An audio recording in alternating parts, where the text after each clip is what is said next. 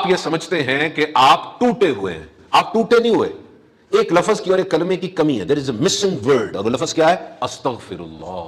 آپ نے بڑی محنت کر لی ہے, آپ کا دل تھکا ہوا ہے, آپ بہت زیادہ سمارٹ ڈیسیژن میکر بھی ہیں, آپ آگے سے آگے بڑھنا چاہ رہے ہیں, لیکن مصیبتیں آتی جا رہی ہیں, زندگی رک گئی ہے, ترقی نہیں ہو رہی, تھکاوٹ بہت زیادہ ہو گئی ہے.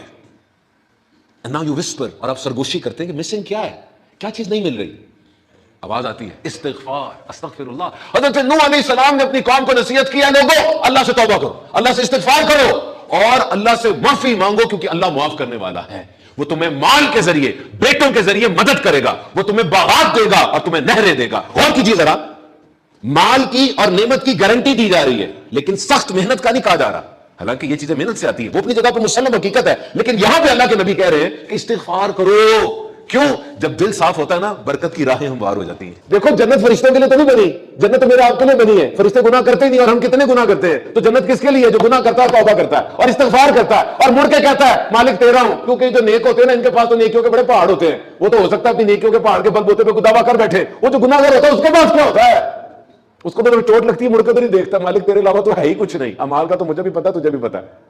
تب رب کی رحمت آتی ہے کہ بندے تو رجوع رکھنا میرے ساتھ, توکل اور قناعت کی دولت حاصل کرو, اللہ سے رشتہ مضبوط کرو. مان لو, اس بات کو سمجھ لو کہ اللہ سے رشتہ مضبوط کرنا بہت ضروری چیز ہے. It's very important. نبی پاک صلی اللہ تعالی علیہ وسلم دن میں 100 بار استغفار کیا کرتے تھے. مجھے بتاؤ, سید المعصومین ہے, معصوموں کے سردار ہے, اور دن میں 100 بار استغفار ہے. کیونکہ استغفار صرف گناہ کی توبہ نہیں ہے, یہ درجات کو بھی بلند کرتی ہے, اللہ سے تعلق مضبوط کرتی ہے, اللہ یاد رہتا ہے. آئے لے جاؤ مجھ سے یہ بات, نیت کر لو, کم از کم دن میں 100 بار استغفار کرو, اللہ سے تعلق مضبوط کرو. جب استغفار کرو گے دل صاف ہوگا, بلوکیج ہٹ جائے گی, چینل تھرو ہو جائیں گے. اور استغفار صرف یہ معافی کے لیے نہیں ہوتی, بلکہ اس سے دروازے بھی کھلتے ہیں. You think that you have been forgotten. آپ سمجھتے ہیں میں بلا دیا گیا ہوں, بلا نہیں دیے گئے. ہاتھ میں دینے سے پہلے دیکھا جا رہا ہے کہ دل صاف ہے کہ نہیں.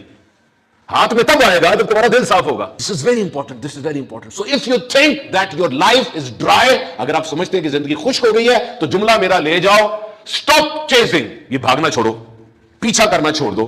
Stop chasing. Pause and return. رک جاؤ اور رجوع کرو. رک جاؤ اور رجوع کرو. مل کے سارے 3 دفعہ استغفار پڑھیں. استغفر اللہ, استغفر اللہ, استغفر اللہ.